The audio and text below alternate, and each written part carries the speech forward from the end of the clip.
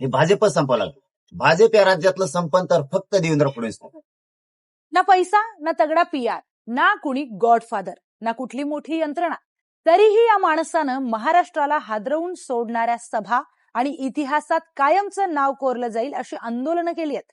महाराष्ट्राच्या राजकारणामध्ये मोठमोठे वाडे, आलिशान गाड्या आणि शेकडो बॉडीगार्ड्स असणाऱ्या नेत्यांची फौज आपण पाहिली.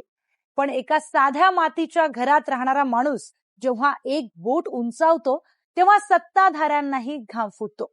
आता पुन्हा एकदा जरांगे मैदानात उतरणार आहेत. 16 मेला जरांगे आतापर्यंत सगळ्यात मोठ्या आंदोलनाची घोषणा करणार आहेत. आणि जेव्हा जेव्हा पाटलांनी घोषणा केली आहे तेव्हा तेव्हा त्यांना मराठ्यांनी भरभरून पाठिंबा दिला.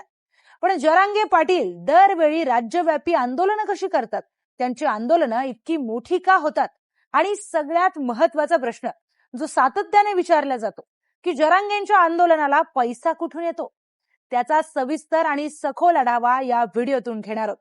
नमस्कार, मी प्रियंका, आपण पाहताय न्यूज 18 मराठी.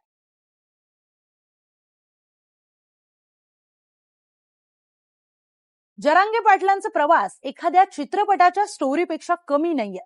मूळचे बीडचे असणारे जरांगे नंतर अंबडच्या अंतरवाली सराटीमध्ये स्थायिक झाले. त्यांचं घर पाहिलं तर आजही विश्वास बसत नाही की हाच तो माणूस आहे जो लाखांच्या फौजेचं नेतृत्व करतो. आजही ते एका पत्र्याच्या आणि मातीच्या घरात राहतात. ज्या काळामध्ये नेते कोट्यवधी मालमत्ता जमा करतात, तेथे जरांगे पाटील यांनी आपल्या हक्काची जमीन विकून आंदोलनासाठी पैसा उभा केलाय. लोकांचा त्यांच्यावर इतका विश्वास का आहे?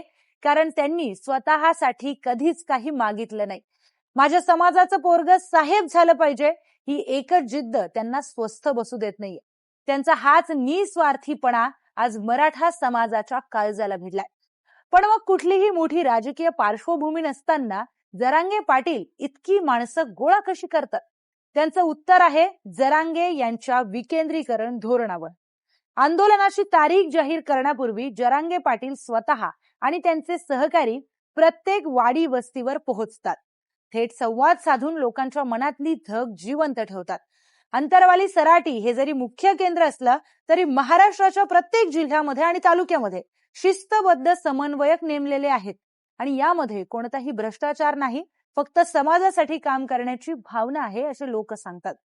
व्हॉट्सअप आणि फेसबुक लाईव्हच्या माध्यमातून जरांगे पाटील थेट लोकांशी बोलतात. जरांगे आणि सामान्य मराठ्यांमध्ये कोणताही मिडल मॅन नाही. जो संदेश द्यायचा तो थेट लोकांपर्यंत पोहोचतो आणि हीच जरांगेंची सगळ्यात मोठी ताकद आहे.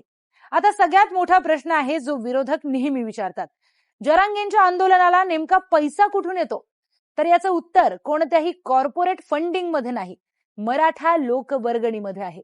जेव्हा लाखो लोक मुंबईच्या दिशेने निघाले तेव्हा गाड्यांचं डिझेल, जेवण आणि पाणी याची सोय गावोगावी राहणाऱ्या मराठा बांधवांनी केली. आंदोलनाच्या ठिकाणी लागणारं धान्य, दूध, भाजीपाला हे आजूबाजूचे शेतकरी स्वतःहून आंदोलनासाठी आणून देतात. हे सर्वात मोठं कम्युनिटी फंडिंग मॉडेल आहे.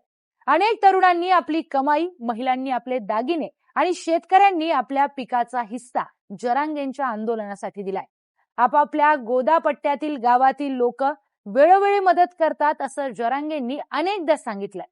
तुम्ही जर नीट निरीक्षण केलं तर तुमच्याही एक गोष्ट लक्षात येईल, जरांगेंची आंदोलनं देखील सर्वसामान्य गरीब शेतकरी मराठ्यांचा विचार करून आखलेली असतात. म्हणजे आंदोलनाला येणाऱ्या मराठ्यांना त्याचा त्रास होणार नाही याची पुरेपूर काळजी घेण्यात येते. जरांगेंचं लोकांवरचं हे प्रेम आणि लोकांचं जरांगेंवरचं प्रेम कधीच जरांगेंना रसच कमी पडू देत नाही. जरांगेंची रणनीती गनिमी काव्याची आहे. कधी शांततेमध्ये उपोषण, तर कधी चक्का जाम, तर कधी मुंबईवर महामोर्चा, तर कधी सत्ताधाऱ्यांना थेट गावबंदी. त्यांच्या अशा वेगवेगळ्या आंदोलनाच्या पॅटर्नमुळे देखील जरांगे कायम चर्चेमध्ये असतात. महत्वाचं म्हणजे जरांगेंच्या त्यांच्या भाषणातील स्पष्टता आणि गावरान तडका हा देखील लोकांना आपलंसं करतो. जरांगे ज्यावेळी बोलतात त्यावेळी ही व्यक्ती आपल्यातलीच कोणीतरी आहे, आपल्यासाठीच बोलतीये असं कित्येक गरीब मराठ्यांना वाटतं. त्यामुळे लाखो मराठे जरांगे यांच्या एका शब्दावर एकवटतात. आता सगळ्यांच्या नजरा लागल्या आहेत त्या 16 मेकडे. 16 मेला जरांगे कोणत्या राज्यव्यापी आंदोलनाची घोषणा करतात याकडे आता सगळ्यांचं लक्ष लागलंय. तुम्हाला काय वाटतं, 16 मेला जरांगे पाटील कोणती मोठी घोषणा करणार आहेत? कमेंट्समध्ये तुमचं मत, तुमच्या भावना, तुमच्या प्रतिक्रिया आमच्यापर्यंत नक्की पोहोचवा आणि अधिक माहितीसाठी पाहत रहा न्यूज 18 मराठी.